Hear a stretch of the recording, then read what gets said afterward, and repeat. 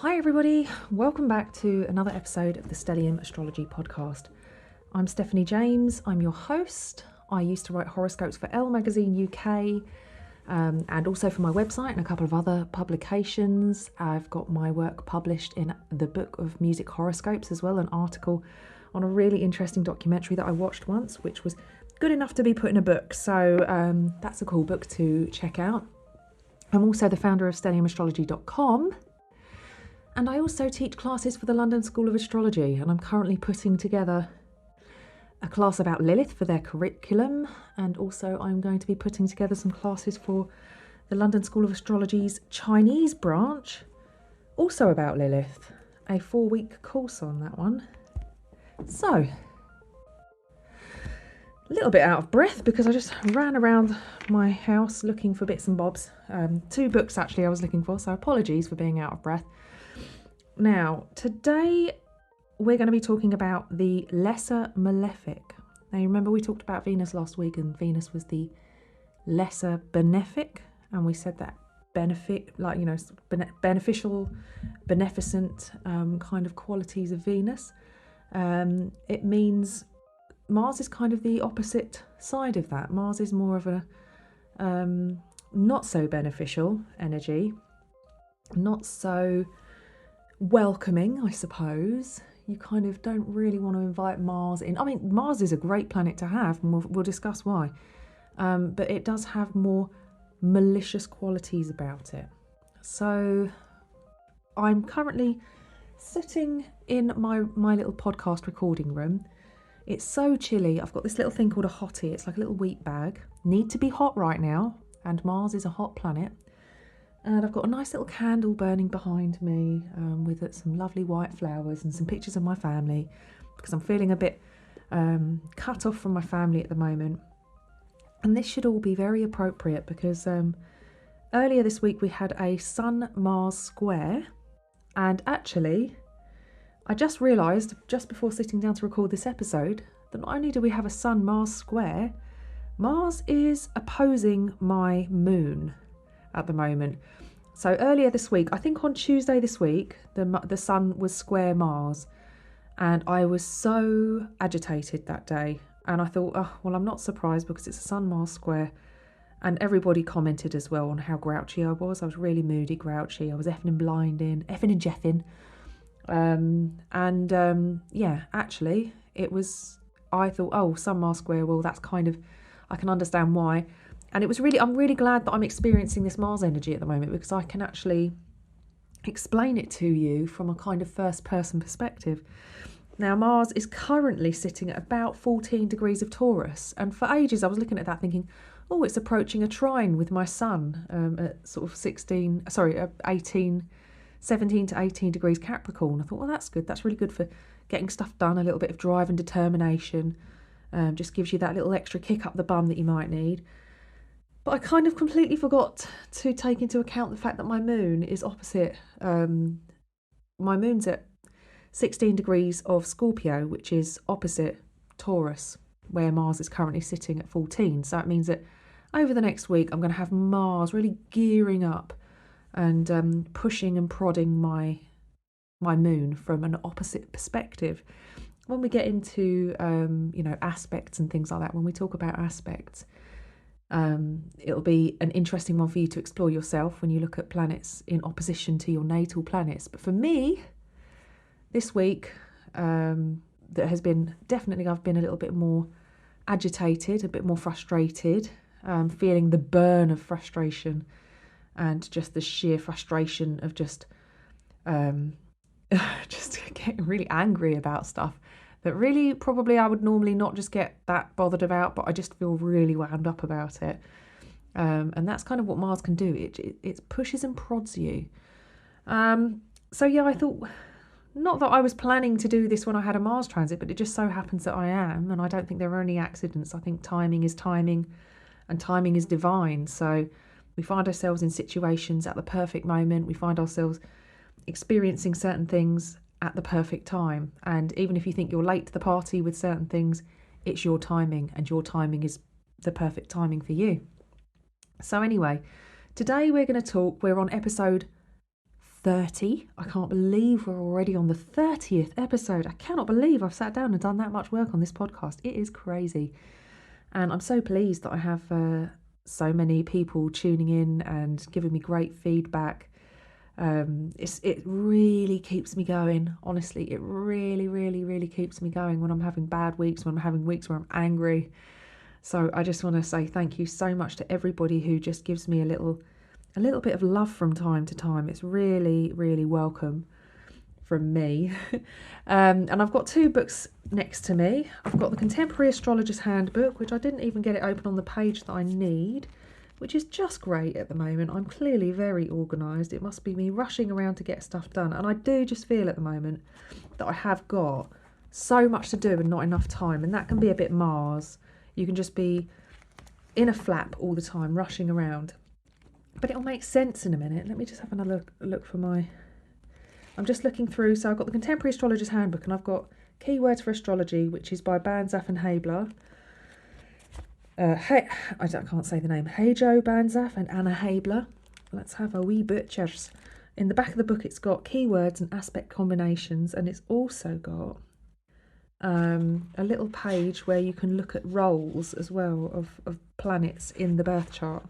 So, oh gosh, I'm flicking through pages and you'll probably hear it. We've got aspects of Mars, aspects of Jupiter. Here we are, the characters. So this page, I'm on 266. And at the back, we've got the characters. So we could say that Mars is the warrior, the hothead, the suitor, the conqueror, and the fiend. And then you can say from the tribe of. So then you pick your sun sign. So for me, I've got Mars in Aquarius. So it says here, wise, utopians, high flyers, individualists and reformers. Maybe somebody with Mars in Cancer. It says here, helpers, daydreamers, romanticists, spiritual advisors. And then you can go down into the houses and it gives you a list. So for me, my Mars is in the 8th house. So it says the cellar, the cemetery, the red light district. Oh, hello.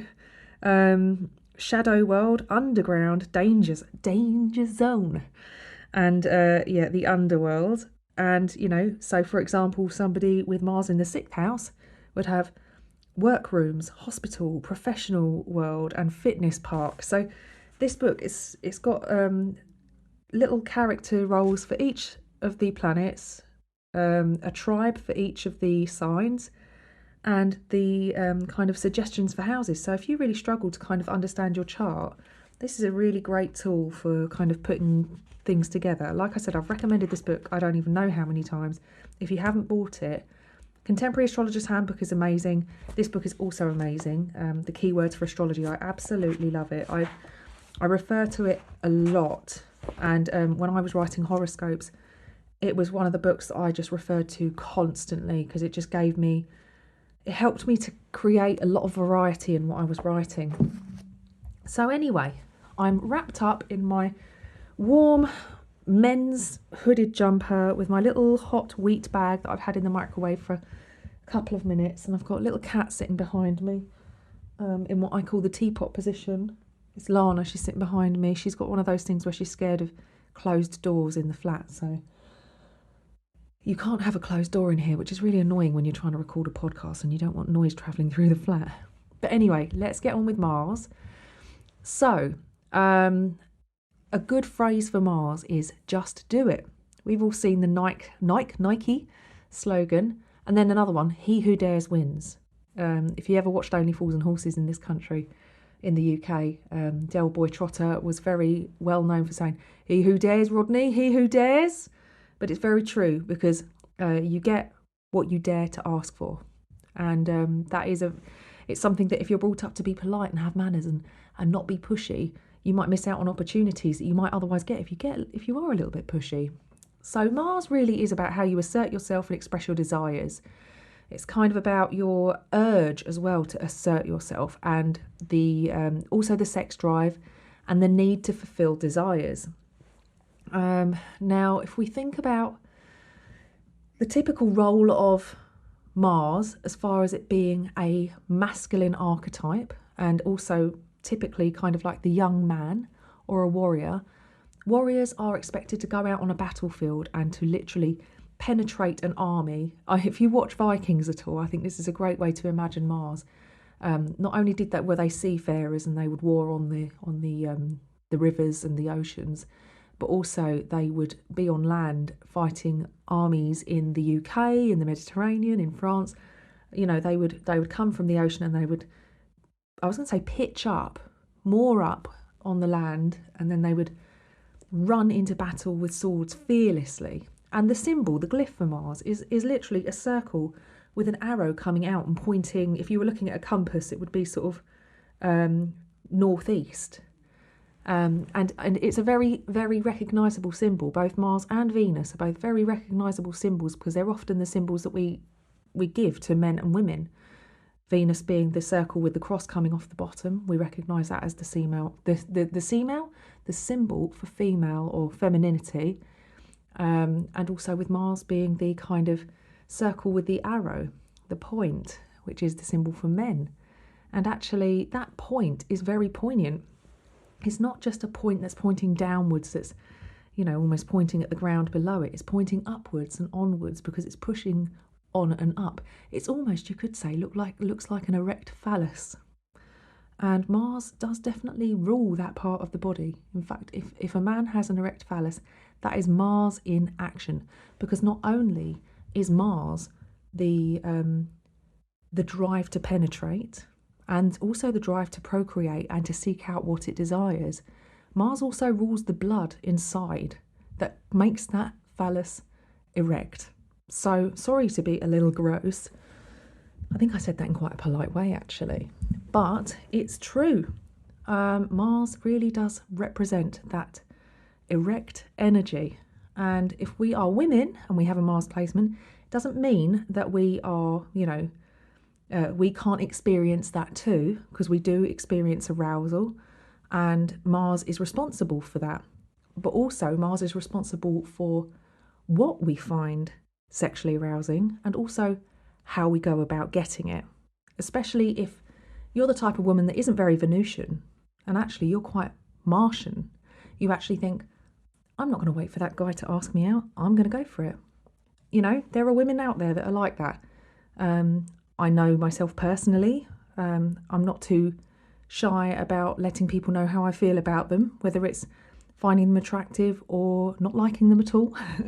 I can be quite assertive. And that is a word for Mars. Assertiveness is a word for Mars. If you've ever had to be assertive, if you've ever had to stand your ground and say something that you knew was going to make everybody else uncomfortable, and you did it anyway, that was Mars working for you. Now, you can tell that Mars and Venus have a relationship. As relationship planets, they're both sort of related to attractiveness and sexuality and how we attract and what we want to go for, how we pull in what we desire and how we go out for what we desire. But actually, they're very different in the way that they operate. So, I think I was talking about Muhammad Ali and saying how he boxes in a Venusian way because he kind of leaves himself slightly open and leans back and invites his opponents to lean in towards him, which is extremely Venusian. And then he lands them.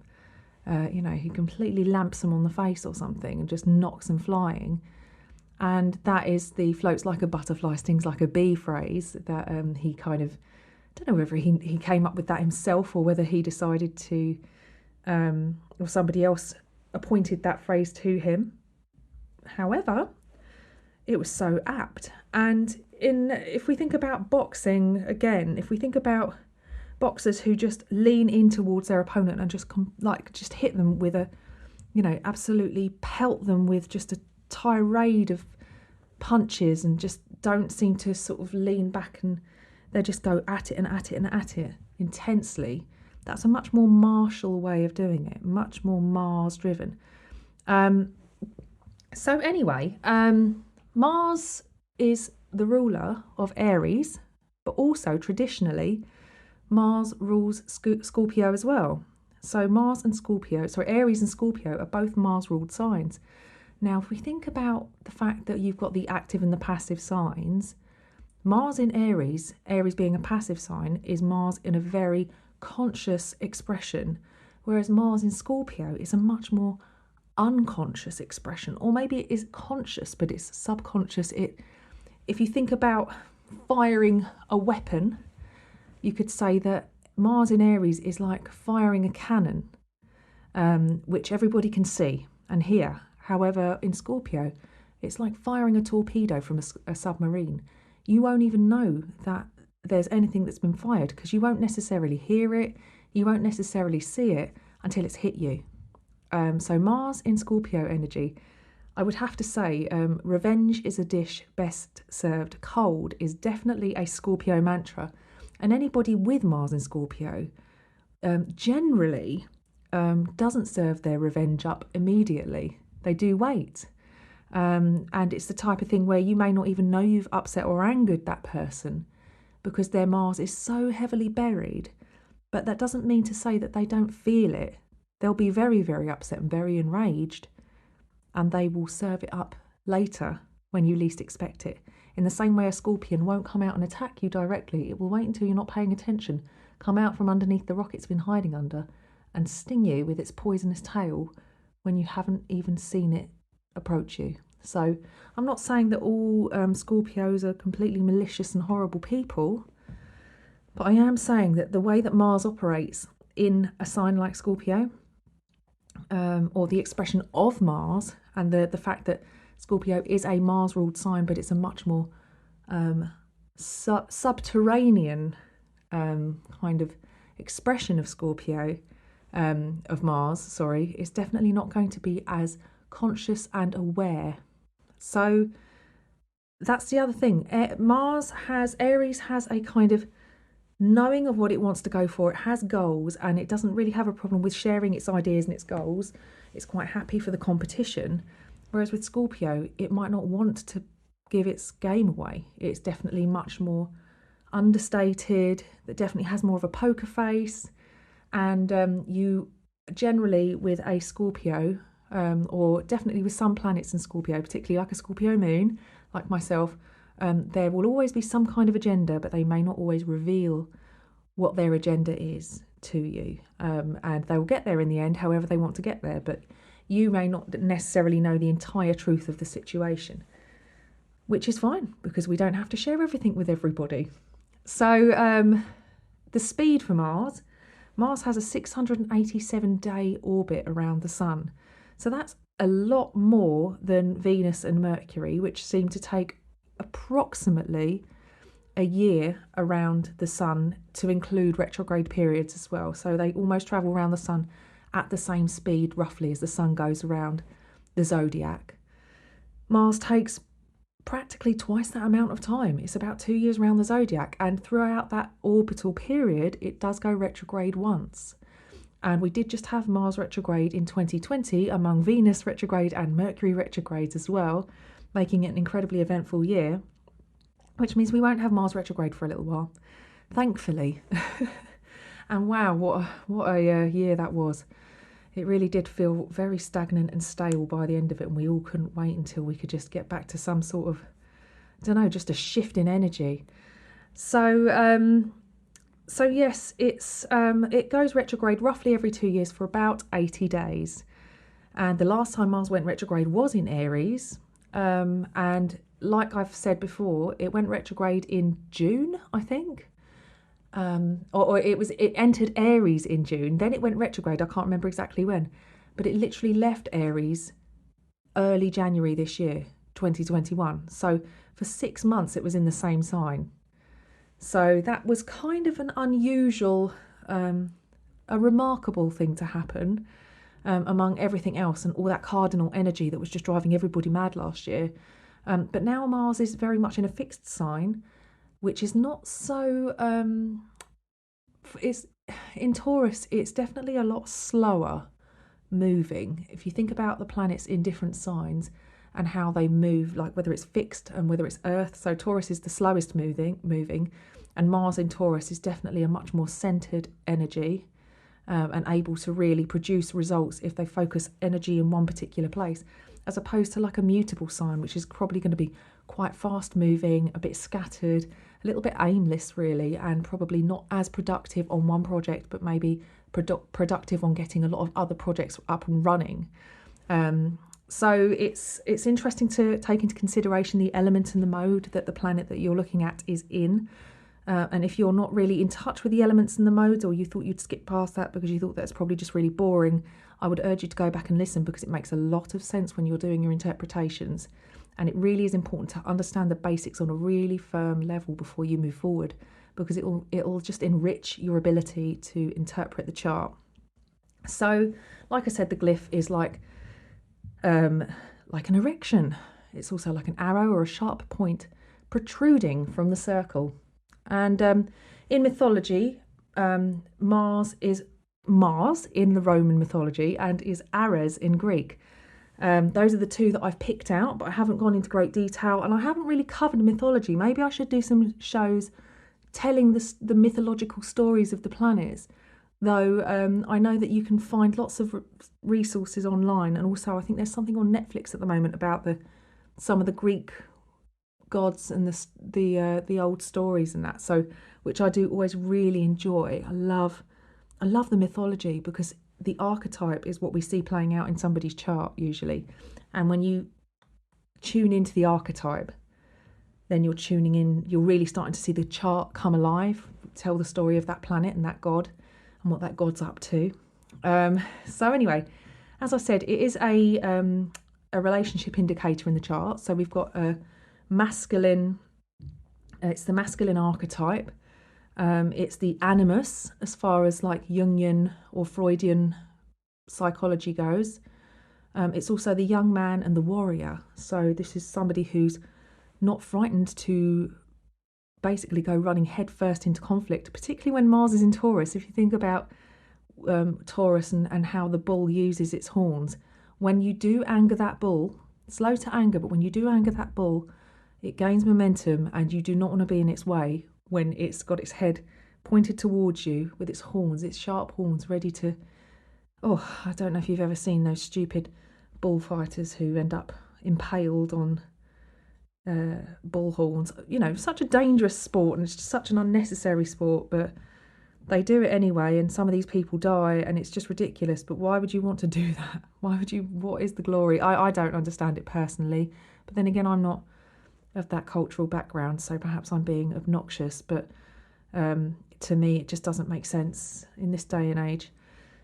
Anyway, on a minor rant there, gosh, could you hear me getting away with my Mars? Mars is associated with the colour red. My ex-boyfriend told me this story about when he was... Oh, gosh, it's so weird. When he was younger, he used to get his sister to argue with her friend.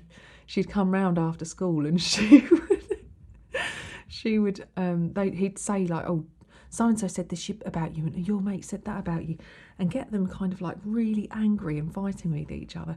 And he said while they were arguing, he'd screw in a little red light bulb. For what purpose, I don't know, other than he was a nasty boy who just was, creative but, mean. And it's just so funny to think that actually he was tuning into the essence of anger, which is that kind of red quality. When you see those, like the Matrix. Have you seen the Matrix? When there's that simulation, I think it's one of the first simulations that Keanu Reeves has to get plugged into, and he's walking through New York, and he's being given a guided tour by somebody, can't remember who it was now, and a gorgeous woman in a red dress walks past him and makes eye contact with him, and he immediately turns his head and looks at her, and they said, right, you've just failed that simulation, you got fooled by the woman in the red dress. And it was like, the reason why he got fooled by this woman is because A, she's really attractive and sexy. She was looking at him in a very alluring way, wearing red, which is a very sexy, suggestible colour. His masculine urge to pursue that got him in trouble. And they said that was it, that you just failed because that was the agent and you've just missed out.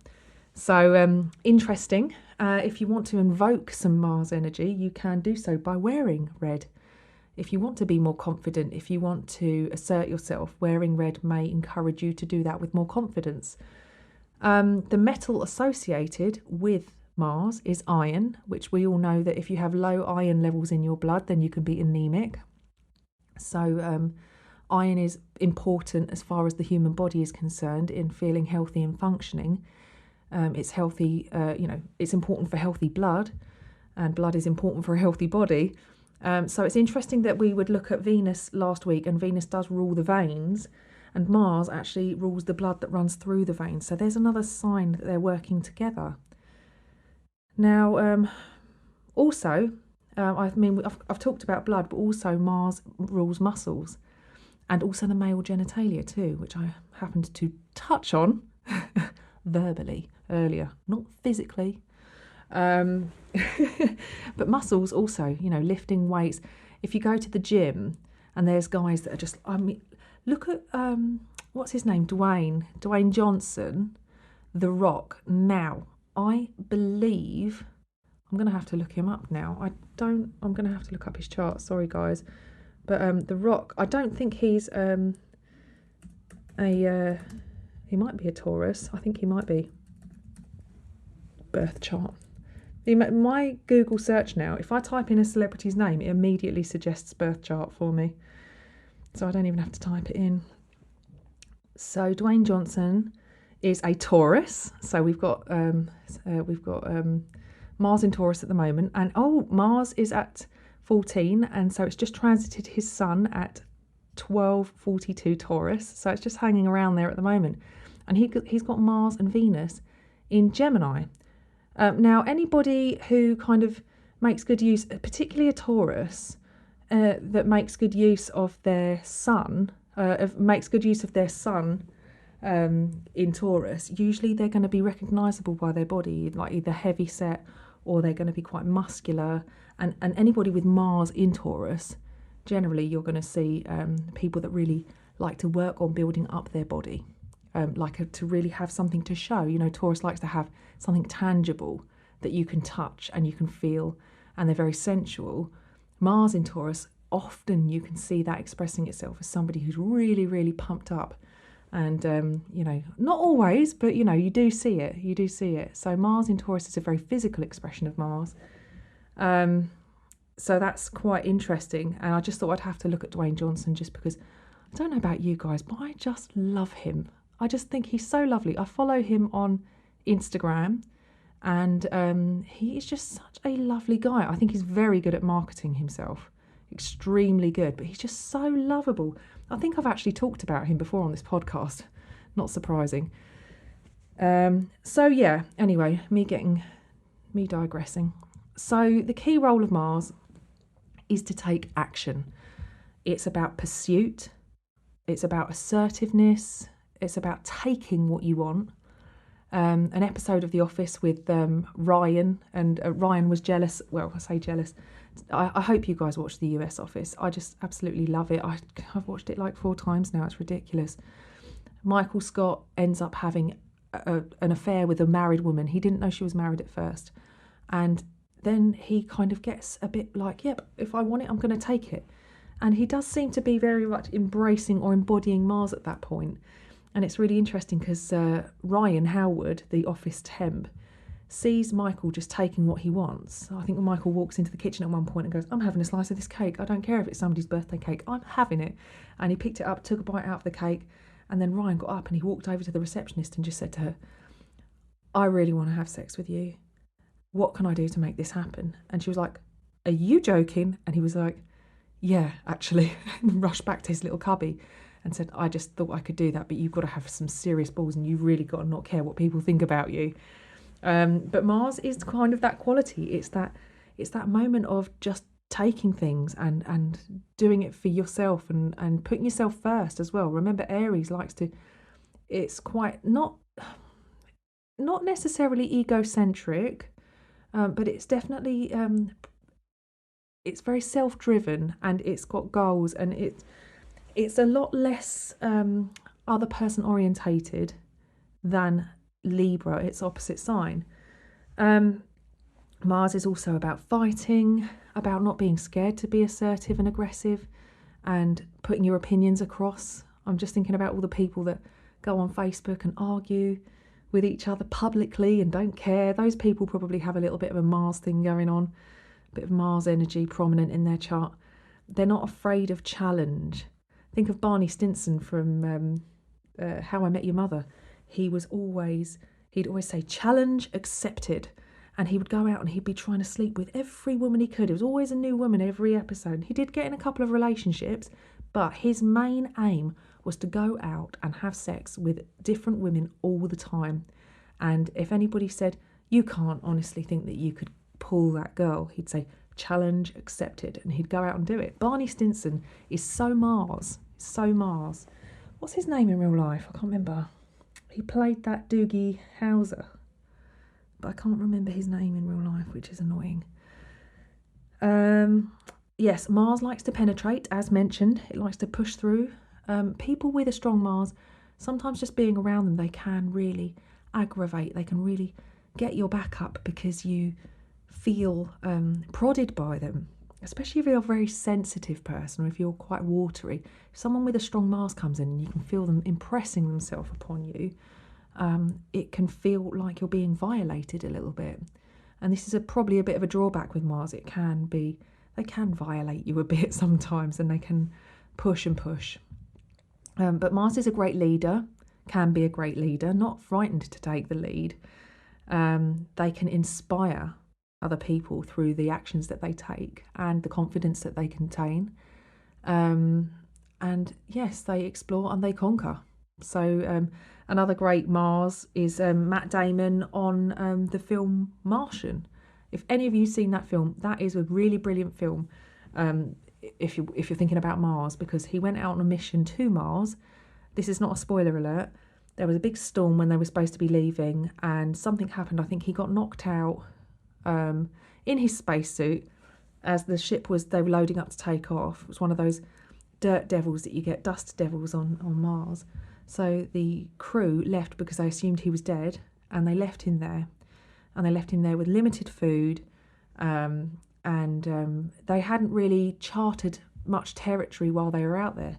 But there's a point in the film where he's quoted to say something like, it's a really weird feeling being here, because every step I take, I know I'm the first person to have gone to this part or to that part. I'm literally the first person to have trodden this land. He had to grow. He was a botanist. Is a botanist in the film, the character, and so he had limited food, and he knew that for his crew, for him to survive, and for his crew to come back and get him, he would have to make his own food, grow his own food. So he had potatoes, and he literally lived on potato, and he managed to fashion a system in the only way that an astronaut who is also a botanist could do, and technically by doing so colonised Mars. So he was the first person to colonise Mars, and that just to me again was like a really fascinating. Just some of the quotes from that film was just so interesting. You should definitely watch it. And now I'm looking up his birth chart because I need to see it while I'm talking to you. What does it say? Okay, so he's not got particularly anything Marsy going on as far as nothing too prominent, but he does have a Mars-Pluto conjunction in Virgo, which is all part of a kind of a sort of stellium crossing over from Virgo to Libra. And I think that it's trine his moon as well. So he's channeling that hard-working Capricorn moon, respectable, to be taken seriously. And it's actually the Mars is trine his moon. So that Mars hard-working ethic, and actually to play somebody very intelligent, it's believable. I think he did actually go to Harvard University, but I think he left to become an actor in a film that he wrote about. He wrote Good Will Hunting himself and actually starred in it as a genius. He's a believable genius. And that Mars-Pluto energy is incredibly powerful. But we'll get on to Pluto and we'll get on to some of the combinations at a later date. But Mars-Pluto is incredibly powerful. And if you've got any Mars-Pluto contact in your chart, you're definitely going to have some serious manifesting, not just manifesting, but almost magical ability with certain things, and the kind of drive and determination that is relentless, and you will always achieve your goals eventually because you just can't drop it. It's that obsessive pursuit. Problem is, it can also be a little bit, what's the word? You can be a bit overbearing, and you can be a bit of a control freak, and you can kind of impose yourself. You can be very imposing on other people as well. So you have to be very careful with that Mars Pluto. You have to really respect it, because abusing that power can be quite bad, really. Okay, so let's move on to another quote. I've got a quote by Nancy Pearcey, which I think I probably got from Goodreads. And it says here, competition is always a good thing. It forces us to do our best.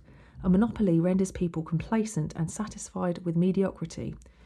100% that is a Mars quote. You know, Mars is what we want to do, where we want to do our best.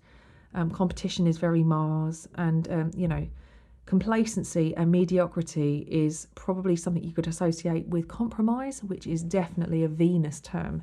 So Mars is in so many ways like an antithesis of Venus, but is so closely related to her in other ways as well.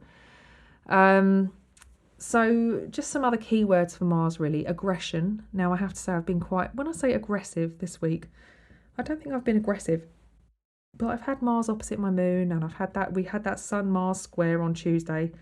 And by the way, Mercury retrograde as well just made everything go wrong. Phone lines went wrong. Everything that could have gone wrong did go wrong on Tuesday, and I did not have the patience to cope with it. And people did laugh at me, because when I get really angry, I'm just funny. Like, not to me, I'm really upset, but to other people, it's hilarious. You know, Mars can be aggressiveness. It can be where we suddenly, that flag goes up and we feel so angry. You know, you almost feel the rage rising in you, the adrenaline that suddenly peaks, that just forces you. Like I said before, I think in another episode, when I've got a Moon-Mars square, which means that the moon was approaching, in my chart, and the moon was approaching a square with Mars when I was born. And now, if I get angry or upset, the first thing I have to do is either go for a walk or put on my trainers and go for a run. Sometimes I've been running for so long I've not known where I suddenly stop and I'm like, how far away am I? I literally go to another place in my head. That's what the anger, I've got Mars and Aquarius, so it's a very analytical, thought-driven kind of Mars. And yeah, sometimes I can just put my trainers on and run and end up so far away and be like, oh my God, how far have I come? But I get carried by the Mars. So Mars is also animal instincts. It can be sometimes that kind of animalistic overdrive that you get if you've ever kind of thought that somebody found you attractive. Perfect example, the episode of Friends when Ross's cousin Denise Richard comes over, and first of all Chandler can't stop staring at her because she's flicking her hair all over the place and she looks gorgeous, and she is just gorgeous anyway. And then she goes to stay with Ross because Chandler can't stop staring at her. And I think she turned up and she was like, hi Ross, yeah, I thought I'd come here because like Monica's husband just can't stop gawping at me. And Ross does the exact same look, and she went, yeah, exactly like that. And then they're sitting down watching TV later, and Ross's internal monologue is playing out quite loud, and you can hear him saying, wow, I mean, look at her, she's just so gorgeous, I can't believe what she's grown into, and maybe she's into me. I mean, she keeps flicking her hair, and it's this kind of Mars energy that's triggering this, should I go for it? I know she's my cousin, and I know we're related by blood, but look at her, she's gorgeous, which is triggering his Mars, which is triggering his blood. And then thinking to himself, well, clearly she's interested in me. It almost clouds the judgment. Mars almost is an autopilot where our instincts take over from our logic. And with Ross in that situation, every time I watch that scene, it's unbearably cringy because you know he's doing the worst possible thing he could do. But Ross in that scene is a symbol for every man ever who has ever hit on a girl in an inappropriate situation or an inappropriate relation to him, and suddenly realised when he gets slapped back that he should not have done that, and he was totally being led by his penis. And not just men, but women can get in that situation too. But it's a very Mars thing. Yes, again, we've got assertiveness, we've got Mars is about competence and getting things done. I worked with a woman who has an Aries moon, which is a Mars-ruled planet, a Mars-ruled sign, sorry, and she used to get frustrated when people couldn't do things the way she wanted them done, because she was so efficient. She was just so good, and not only was she wasn't just good at getting stuff done, she was good at getting it done right. And she was the manager, she was the leader. And I think she had Mars in Aquarius as well, in kind of the later degrees, which is going to be sextile her moon. So making a really nice aspect to her moon. So she had this natural leadership about her, but it was really hard for her. She did delegate, but she would just have to accept substandard efforts from people who just couldn't do it as good as she could. And I always was so impressed with her ability to say, I definitely did that, I know I did it, and she'd go back and check over what she did, and she'd done it, and not only done it, but done it perfectly. And I used to think, wow, that's the, that leadership quality that you get with like a strong Aries flavour, or with a nice aspect to Mars. Mars can also be where we find our courage. It can be cutting, like I said. And I think I said at the beginning about being cut off, feeling cut off from my family. Mars opposite my moon being the family and my past and my home and everything, and Mars just being that cutting energy and making it feel very obvious to me that I'm just not anywhere near them right now. It's our drive, it's, dynamism, and again, quite goal orientated. It can be very impatient and very impulsive. It can be quite harsh. It's heat, it's where we feel warmth, it's where we feel fire. Mars is definitely, obviously, Aries is a fire sign. Mars, you can almost see it as that initial striking of the match, which creates the fire. And libido as well. It's Austin Powers and his mojo, baby. I've lost my mojo. That is very much. I think even when they're taking the mojo out, when he's been cryogenically frozen and they time travel back, I think in Austin Powers too, as they take the mojo out, the symbol for Mars is literally like evaporating from his body. Machismo, the male archetype, masculinity, physical energy, potency, rage, definitely rage. I've been raging this week.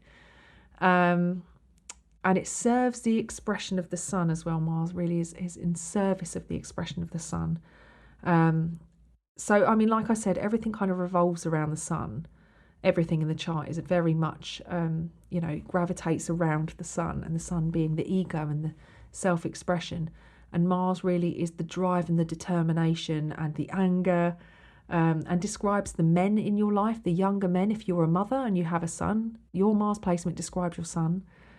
If you're a man, and you can look at your chart and it can be your son if you have a son, but also your Mars can describe you as a younger man, and it can also describe what you find sexually attractive.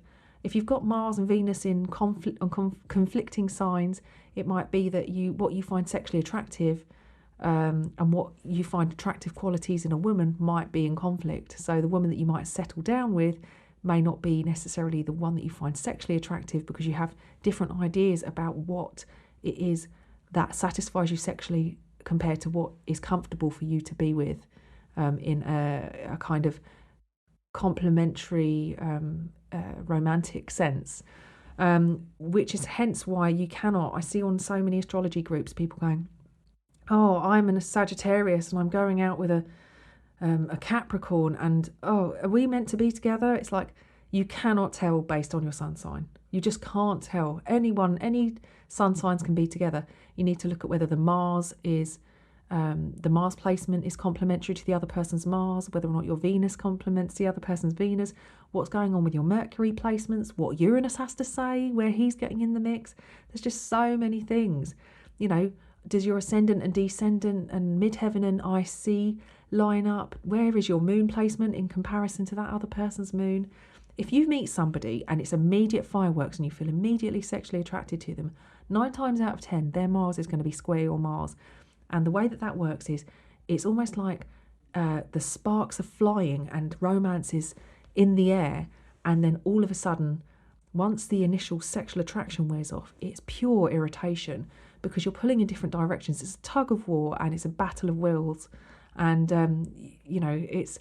it can be very hard. I know relationships that work with a Mars square, but it's a lot more hard work. I know two people that started up a business together with a Mars square, and initially it was amazing. They were like firing ideas, and they were like, I'll do this bit, you do that bit, and they really worked well together. And over time, they just irritated each other, and it got to the point where they could not work together. They couldn't bear each other anymore, and the business had to be dissolved. So yeah, it's always really interesting to look at the synastry. A square aspect is one that is martial or Martian by nature. The square aspect literally is the aspect which describes Mars. So anything in your chart that is square to another planet has natally or naturally got that Mars energy about it, which means it's not going to go unnoticed. So if you have square Mars with somebody else, or maybe Mars square Venus, there's going to be some friction there that requires attention. And you may not ever find a compromise in that area. So it's whether or not you can live with that constant friction, or whether you will find it too stressful over time.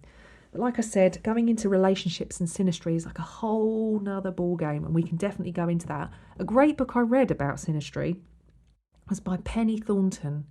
And I think Penny Thornton used to be Princess Diana's astrologer, or one of her astrologers. Let's have a look at the name of that book. I think it probably was just synastry. Synastry in astrology actually means relationship astrology.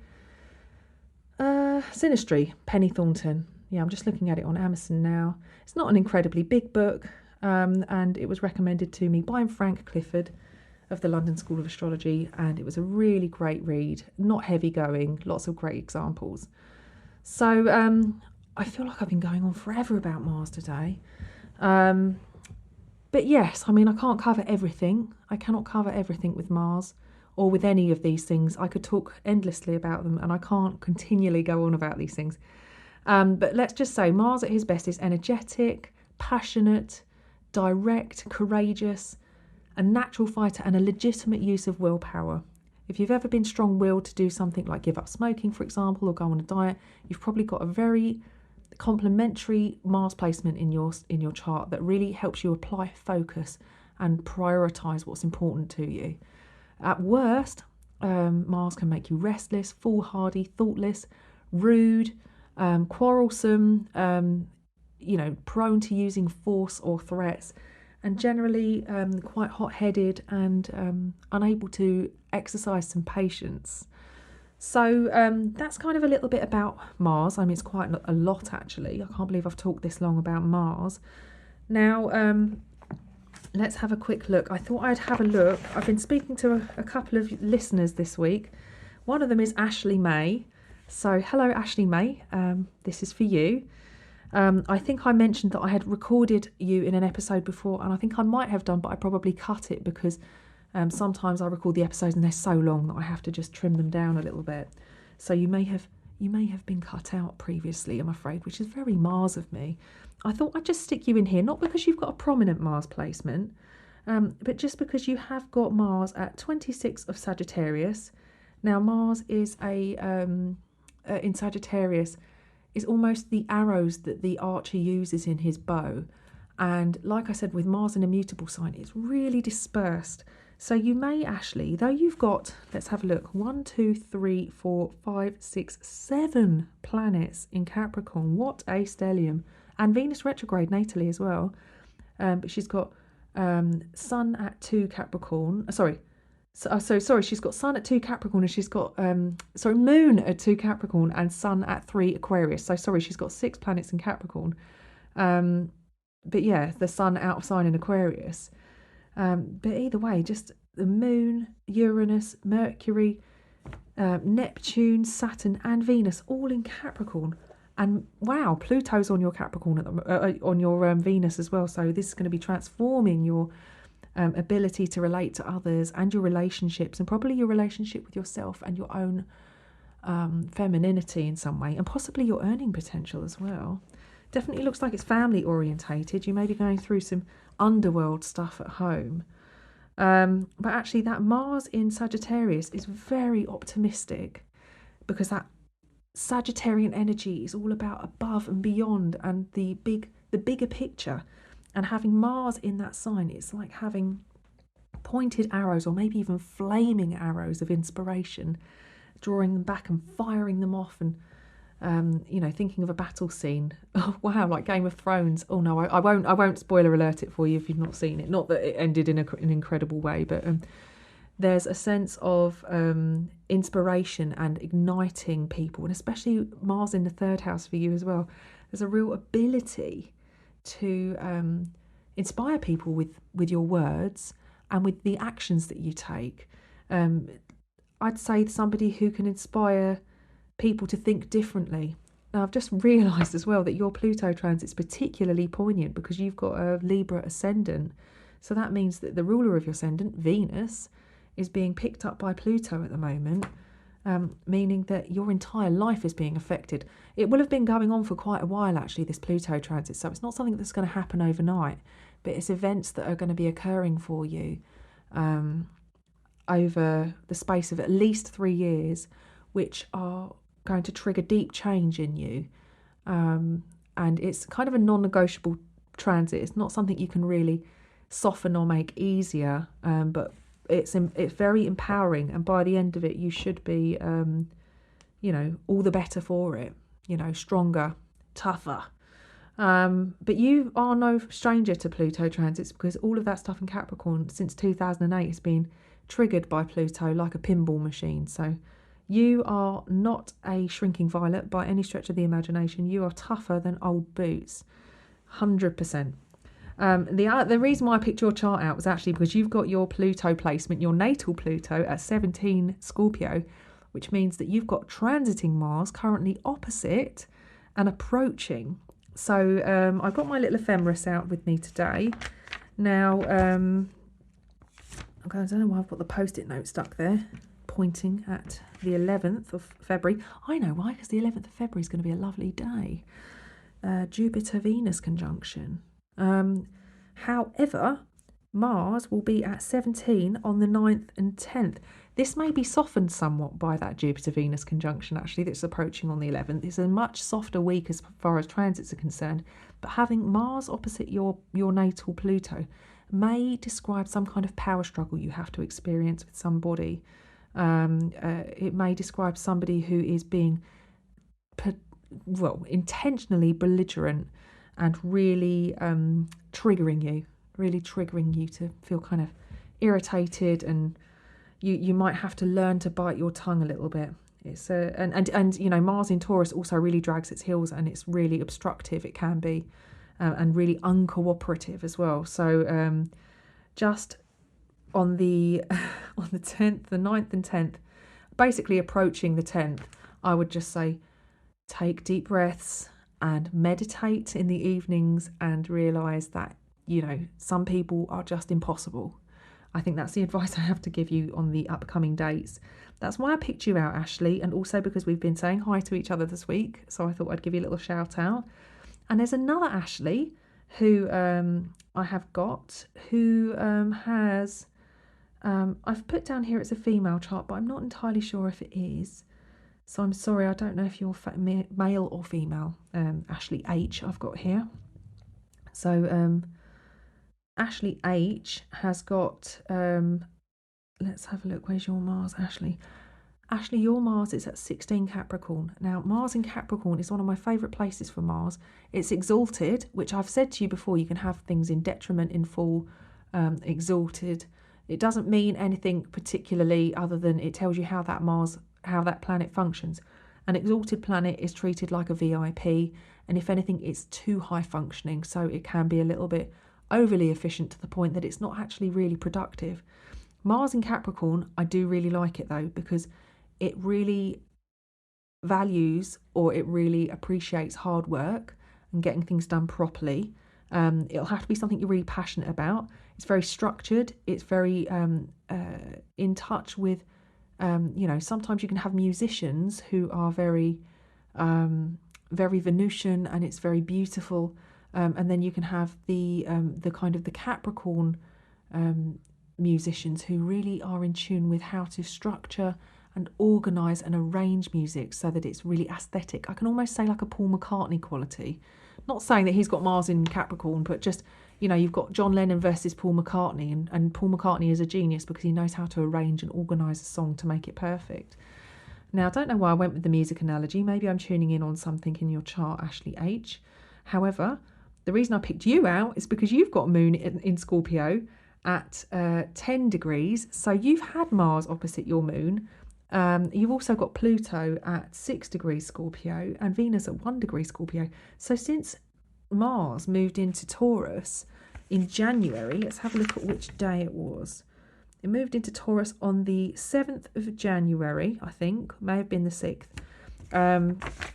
It's been moving through opposite your stuff in Scorpio and probably triggering you a little bit. It will have been opposite your Pluto on about the... Let me get that page again. Just using my Raphael's ephemeris if you guys haven't yet. If you haven't got yours. So it will have been opposite your Pluto on the 19th and 20th. And that sort of a week approaching that, you may have really felt really irritated and angry and in an impossible situation. It will have passed, which may have felt slightly a relief, but now you're feeling maybe when it got to 10, which was around the 27th, 28th of January, Mars opposite your Moon may have definitely provoked you in some way. Maybe a family member annoyed you.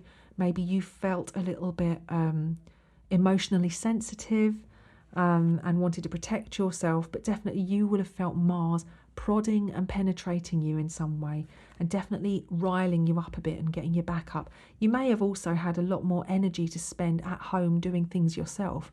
And if you are in a relationship with somebody, the other person in your house may have just really got on your nerves a lot.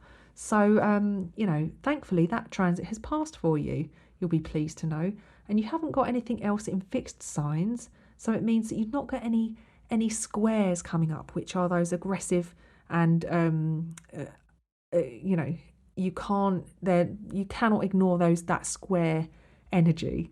You've got trines and sextiles, which are definitely much more cooperative in their relationship with whichever planet is triggering it. So Mars trine, for example, in your chart, you'll have Mars, like I said, trine your natal Mars soon. So that's going to be very cooperative and productive for you.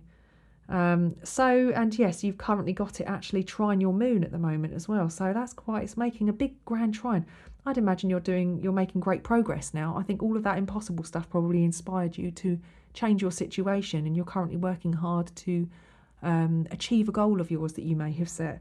So yeah, that's just a little something that I was looking at. And you've got, Ashley H, you've got a lovely Virgo sun at 15 in conjunction with Mercury. We've talked about Mercury, so that's somebody who makes connections and likes to bring people together, but it's in the 12th house, which can be a little bit disconnected, quite spiritual sometimes, can reach for escapism in either drinking or sometimes drug use, or it can be through spiritual practice, but having that trine to Mars in the 4th house, I think that perhaps you have got some connection with the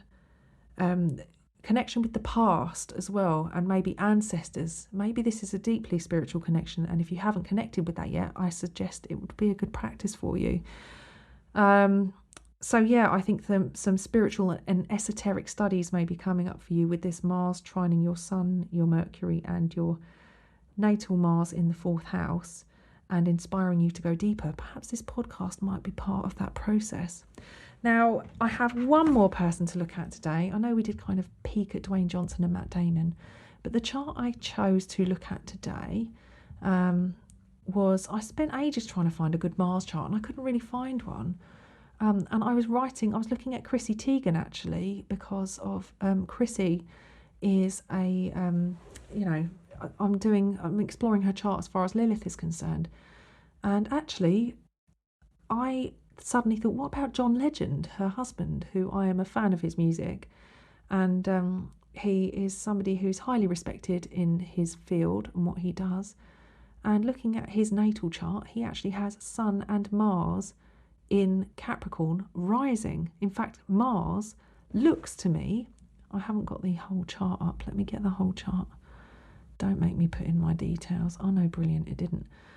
He's got Mars, it says here, at 1203 Capricorn, and his ascendant is at 1222. And according to our Rodden rating, it's an AA rating, which means you can totally trust this rating. So John Legend has got Mars rising in Capricorn. Now, I was already talking about that lovely Mars in Capricorn energy. Now, let me just have a quick look, because on this keywords in astrology, I will tell you what it says about Mars. So it says Mars in Capricorn. This is why I love this book. It's like a little, almost an encyclopedia. It says here, Mars in Capricorn, the marathon runner. Strength, perseverance, concentrated energy that grows when resisted. I like that. It grows when it's resisted. Uncompromising, reliable, patient, disciplined, and persistent.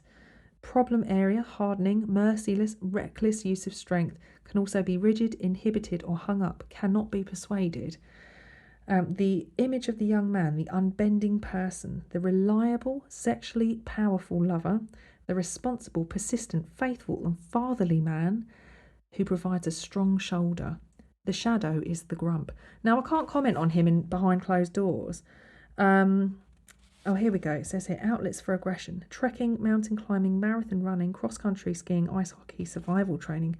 I have to say, I think with everybody I know with Mars and Capricorn, they just had such an incredible work ethic, and they were so focused and able to produce such immaculately brilliant results. And if you listen to John Legend's music, the guy is a genius. I don't know whether you're actually a fan of his or not, but the fact that he can play piano to the standard that he can is beautiful enough to me anyway. But to listen to the way he relates to life through the music that he writes, and for me, he just writes songs that really hit me on a deep level. Maybe because his Mars is really close to my sun, you know. He's also got Moon, Neptune and Mercury in Sagittarius. So that Moon, Neptune is definitely going to be a dreamy, and it's not necessarily, and with Mercury there as well, Neptune and Mercury together, maybe a cloudy, nebulous kind of communication style. But as previously said, it's also really good at poetry, and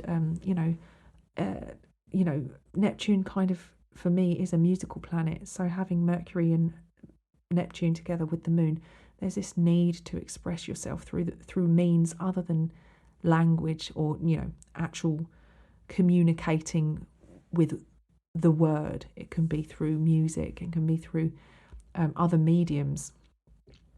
So I didn't want to go too deep into his chart. I just wanted to give you some food for thought with John Legend. Listen to his music, listen to how amazing that is. It's a master, and Mars rising in Capricorn really is masterful. He's definitely seen as the best. He just performed at the presidential, it wasn't the inauguration, was it? It was the inauguration. So he was there with Chrissy Teigen, him and his family there as special guests performing at the White House at a very most unusual presidential inauguration where there wasn't really any crowds there.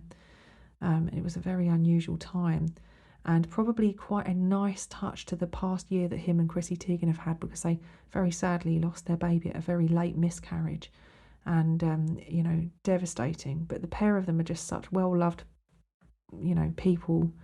I was going to say personalities. But also what's interesting is he has got midheaven at 6 Scorpio, he has Uranus at 19 and Venus at 21. So he's also got Mars opposite, his Scorpio stuff. He's got Mars has just passed a square with his Jupiter placement in the 7th. I would say that probably that Jupiter square, the midheaven, provides enough friction for him to have good fortune in some of his professional endeavours, the midheaven being the point of profession and public image. And having Mars moving around at the bottom there, I know that Mars in Taurus has been very, very much instrumental in some of the big changes that have been happening in the US this year. So yeah, that's kind of it for today. I just thought I'd go on a waxing lyrical spree about Mars, and I clearly did.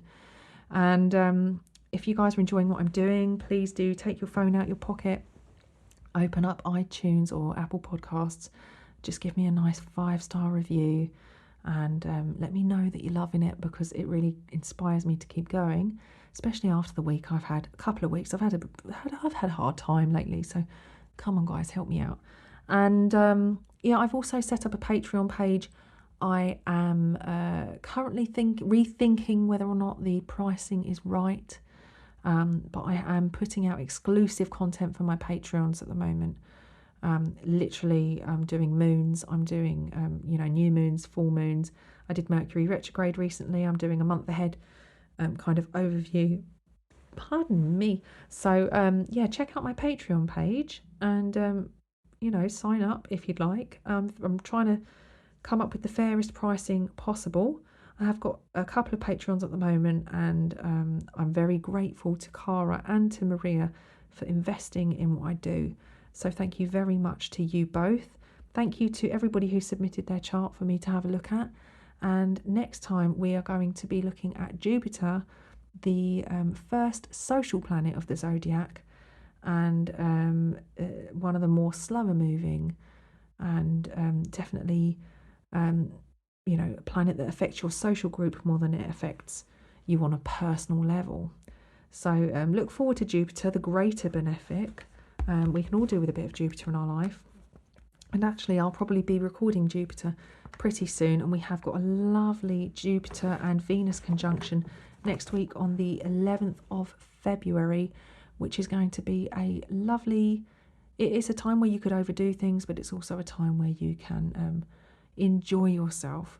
So make sure you take advantage of that nice transit on the 11th of February.